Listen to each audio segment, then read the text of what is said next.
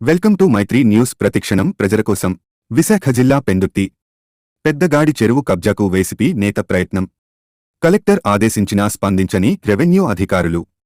పెందుర్తి మండలంలోని పెనగాడి పంచాయతీలో చెరువును కబ్జా చేసి ఇళ్ల ప్లాట్లుగా విక్రయించేందుకు వైసీపీ నేత కేసుబోయిన త్రినాథ్ ప్రయత్నిస్తున్నారని ఆ గ్రామానికి చెందిన పలువురు యువకులు మీడియాకు వెల్లడించారు.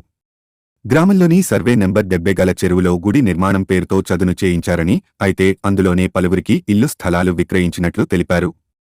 దీంతో తాము జిల్లా కలెక్టర్కు ఫిర్యాదు చేయగా 7 నోటీసులు ఇచ్చారని చెప్పారు.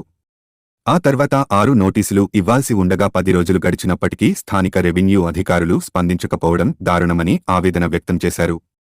అంతేకాక ప్రభుత్వ స్థలంలో ల్యాండ్ పొజిషన్ సర్టిఫికెట్లు ఇవ్వడంలో రెవెన్యూ అధికారుల పాత్ర ఉందని వారు ఆరోపించారు. ఇప్పటికైనా రెవెన్యూ అధికారులు స్పందించకపోతే విలువైన ప్రభుత్వ చెరువు కనుమరుగయ్యే ప్రమాదం ఉందని పేర్కొన్నారు. ప్రభుత్వ చెరువును కాపాడుకునేందుకు తాము పోరాటానికి సిద్ధంగా ఉన్నామని వెల్లడించారు. నీటిపల్లి రమేష్, పెదగాడి గ్రామం మాది.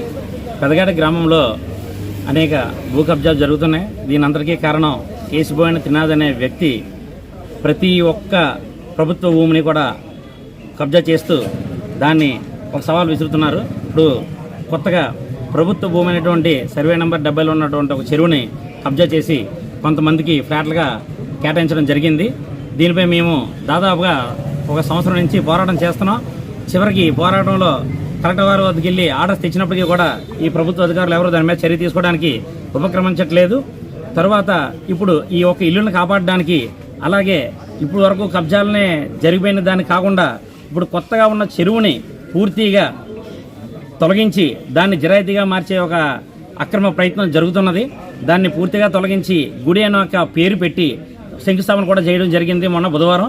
దీంతో ఏదో ఒక రోజు గండు కొట్టి నీరు మొత్తం తీసేసి దాన్ని మొత్తం పూడ్చి ఒక జిరాయితీగా చేసి గుడికి కొద్దిగా స్థలం కేటాయించి మిగతా ఫ్లాట్లుగా వేసి అమ్ముకోవడానికి ప్రయత్నం చేస్తున్నారు.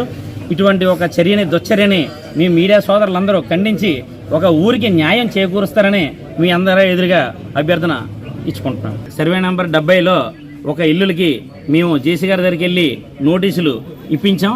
ఆల్రెడీ 7 నోటీసు ఇవ్వడం జరిగింది.